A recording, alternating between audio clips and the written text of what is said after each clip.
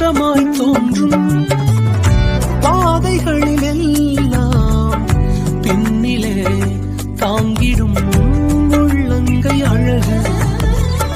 சறுக்கலாய் தோன்றும் பாதைகளிலெல்லாம் பின்னலாய் தாங்கிடும் விரல்கள் அழகு.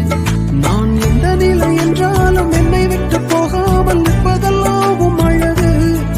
நான் எந்த நிலை என்றாலும் என்னை விட்டு போகாமல் நிற்பதெல்லாம் அழகு. விட்டு கொடுக்காத பேரழகு. உயர்மலையோ